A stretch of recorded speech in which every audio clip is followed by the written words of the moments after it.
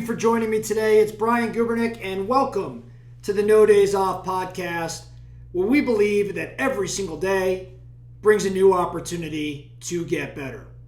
Let's get into today's topic. Today, I'm going to be discussing loss aversion. Now, why am I talking about loss aversion?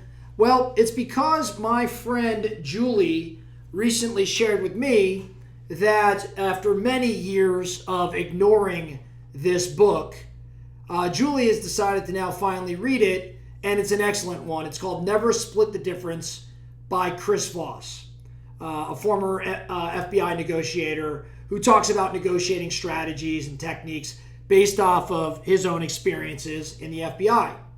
And that book, Never Split the Difference, was my favorite book the year it had come out. I don't know, it was probably maybe 4 years ago, maybe 5 years ago, I'm not quite sure. But it was my favorite book, and it's one of the most gifted books, like books I've gifted to others that I've ever had. And so I like it that much. And when Julie let me know that she was reading the book, it made me think around the book and some of my favorite parts. And probably one of, if not my favorite tactic that I drew from the book was the influence on negotiations in leveraging loss aversion.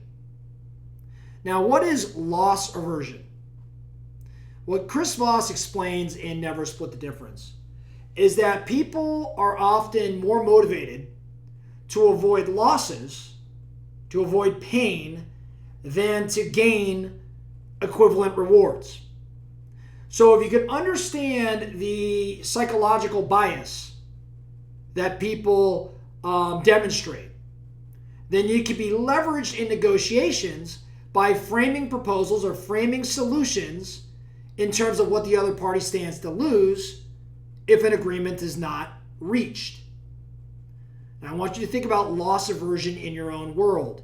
If you're a salesperson or if you're a leader, maybe you've tripped and fallen into leveraging the loss aversion technique and didn't even recognize. But have you leaned more into the potential losses to influence someone to make a certain decision, or the potential losses versus what they stood to gain?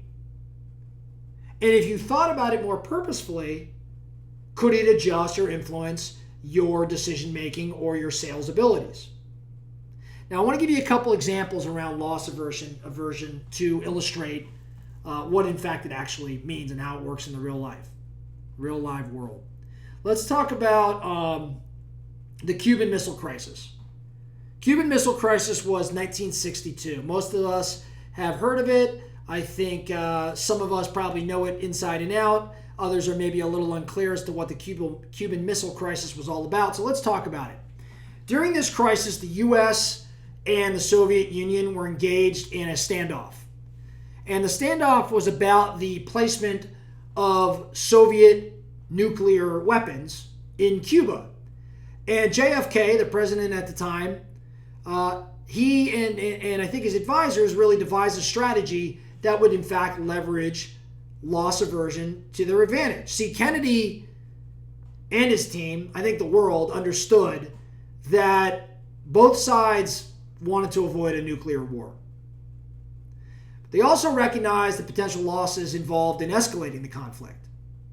So JFK framed his approach in terms of the potential catastrophic consequences if we couldn't come to an agreement with the Soviet Union. So Kennedy emphasized that, hey, if we don't come to an agreement, there's going to be a full-scale nuclear war. And if that happens, it's going to be disastrous. It's going to lead to destruction of entire nations. So by highlighting the potential losses and the catastrophic impact that not coming to an agreement would cause, Kennedy created a sense of urgency and conveyed that the cost of not reaching a resolution would outweigh any gain had by either side. So what ended up happening? The U.S. and the Soviet Union agreed to a resolution that involved the Soviet Union removing their missiles from Cuba and the United States providing assurances to the Soviet Union that it would not invade Cuba, invade the island. So loss aversion in this example showed that potential losses can motivate parties in negotiation to reconsider positions that maybe they thought they'd never walk away from. Another good example, I'll be a little briefer with this one, but another good example is the Emancipation Proclamation. In 1862, Abe Lincoln put the Emancipation Proclamation out there during the American Civil War, and he leveraged loss aversion. The proclamation declared that all the slaves in the Confederate territories were to be considered legally free. See, during the Civil War, the Union and the Confederate forces were engaged in some nasty battles over the future of slavery. And Lincoln recognized that both sides had a strong aversion to losing the war and also understood the potential losses associated with continuing slavery. So by issuing the proclamation, Lincoln aimed to change the dynamics of the war by framing it as a fight for freedom and a fight for human rights. And the proclamation threatened to deprive the Confederates of their entire economic foundation, which unfortunately was slavery. And so the losses to the Confederacy would be even greater if its labor force and its economic foundation were completely threatened.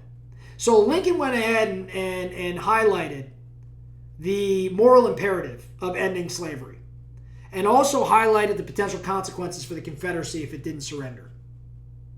So bottom line goal was to incentivize the Confederacy to rejoin the Union and keep the U.S. together, and it was successful.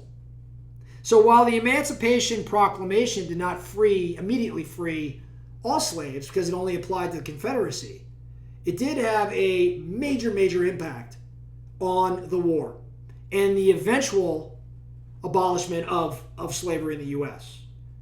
So Lincoln used loss aversion there. So I want you to think about your world. Maybe it's a transaction that you're dealing with if you're in real estate. Maybe it's a buyer that you're working with, or a seller, or an opposing side's buyer or seller. Maybe you're doing a business deal of some sort. Maybe you're working on an employment agreement with a prospect. Whatever it may be, when there are multiple parties to a negotiation. And we've been talking about the highlights or the opportunities for one side or the other. Is it possible today, as the focusing question, to maybe look at it from a slightly different perspective and ask yourself, man, if this deal doesn't get done, what does the opposing side stand to lose? What does this look like if this deal doesn't get done for all related parties? What's the ripple effect? We talked about it the other day, second order consequences. What are the second order consequences here? And can I start discussing those right now, bring light to them, create this desire to avoid loss, and in doing so, prompt the negotiation to be moved along further and quite possibly reach an amicable resolution. So that's the focus. The other side, the negotiation, is there something that they stand to lose? And should you take the approach of potentially highlighting it, discussing what's at risk, and does that prompt a different conversation to be had?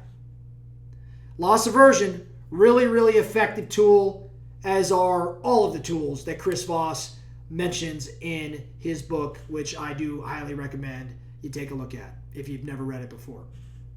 That's all I have for you today, the No Days Off podcast. Thank you so much for listening. And remember, every single day brings a new opportunity to get better.